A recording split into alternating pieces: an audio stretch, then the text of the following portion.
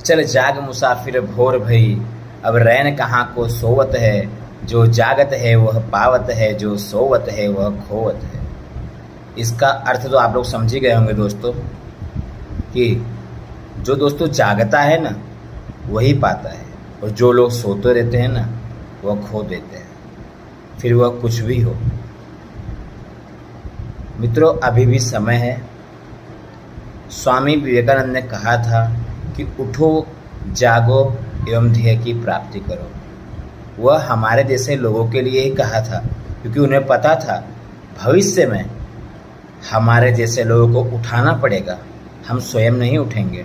तो उनके इस उद्देश्य को परिपूर्ण करने के लिए, इस उद्देश्य को सार्थक करने के लिए दोस्तों उठो, जागो एवं ध्येय की प्राप्ति की ओर आगे बढ़ो। दोस्तों, हमारे माता पिता ने बहुत संघर्ष किया है। मित्रों, धरती पर जन्म लेना, वो भी गरीब जन्म लेना, यह पाप नहीं है। परंतु अगर आपका धरती पर जन्म हो गया है और आपकी मृत्यु हुई और उस समय तक आप गरीब रह गए और आपने पूरा जीवन काल बिता लिया, वह सबसे बड़ा पाप है।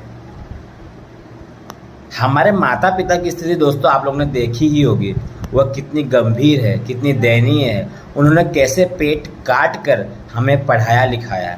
क्या इसलिए पढ़ाया लिखाया कि हम 11 महीने की कलंक रूपी योजना जो हमारे माता पिता एवं हमारे लिए, हमारी आने वाली पीढ़ी के लिए, हमारे गुजरात के लिए, हमारे देश के लिए, हमारे राष्ट्र के लिए घातक हो, नुकसानकारक हो। दोस्तों, इसलिए हमारे माता पिता ने पढ़ाया नहीं था।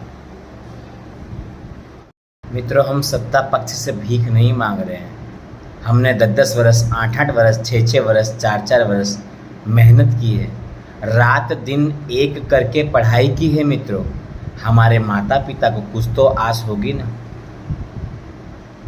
कि मेरा बच्चा, मेरी बच्ची अब गवर्नमेंट जॉब की प्राप्ति करेगी एवं हमारा जो जीवन है वह उज्जवल होगा। दोस्तों, आपने अगर इस योजना को स्वीकार भी कर लिया तो कोई बात नहीं, पर आपको पता है यह जो सत्ता पक्ष ने कलंक रूपी योजना निकाली है ना मित्रों, यह हमारे माता पिता को दी गई एक गाली है, हमारे गाल पर दिया गया एक तमाचा है। अपनी अंतरात्मा को जागरूक करें, अपने जज्बात को जगाएं। दोस्तों, हमें हमारे हक की लड़ाई लड़नी है। अगर हम लड़ेंगे नहीं तो हम जीतेंगे नहीं। दोस्तों, अभी भी समय है। एक सूर्य पूरे संसार को प्रकाशित कर सकता है मित्रों, और एक शिक्षक भी पूरे संसार को प्रकाशित कर सकता है। यह बात आप लोग को पता है। नेता हो, राजनेता हो, वकील हो, डॉक्टर हो, इंजीनियर हो, सबको बनाने वाले शिक्षक ही होते हैं। दोस्तों, आप क्यों अपने आप को इतना कमज़ोर समझ रहे हैं?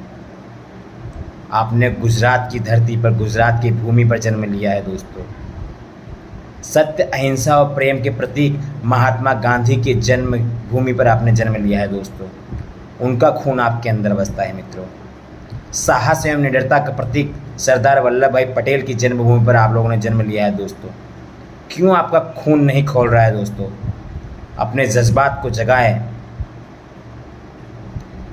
हमारे माता पिता ने बहुत संघर्ष किया है। दोस्तों, बहुत गरीबी देखी है। दोस्तों, इस बारे में विचार करें, फ्लैशबैक में जाएं।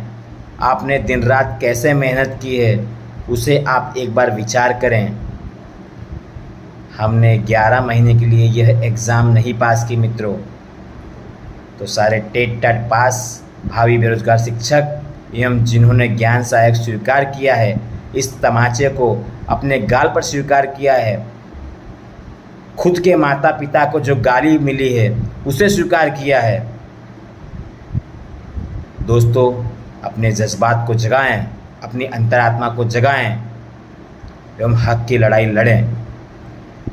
हम लड़ेंगे तो हम ज़रूर जीतेंगे दोस्तों, पर हमको एकजुट होकर लड़ना पड़ेगा।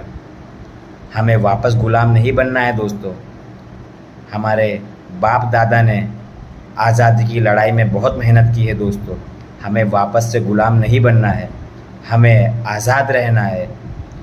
आज़ाद भारत का जो सपना हमारे बाप दादा ने देखा था उसे पूर्ण करना है। यह वर्तमान सत्ता पक्ष तो हमें गुलाम बनाकर ही छोड़ेगी, लेकिन वह अभी हमारे हाथ में है। अगर हम चाहेंगे तो ही यह निश्चित है, पर निश्चित नहीं है।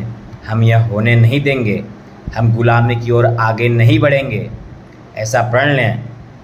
इस योजना को, जो ज्ञान सहायक योजना है, यह कलंक रूपी योजना है।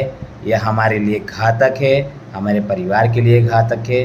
गुजरात की सरकारी पाठशाला में जो बच्चे पढ़ रहे हैं उनके लिए घातक है। दोस्तों, एक बार समाज के बारे में सोचें और इस योजना को रद्द कराने में तथा गुजरात में कायमी शिक्षक की भर्ती की मांग करने में हमारा साथ सहयोग दें।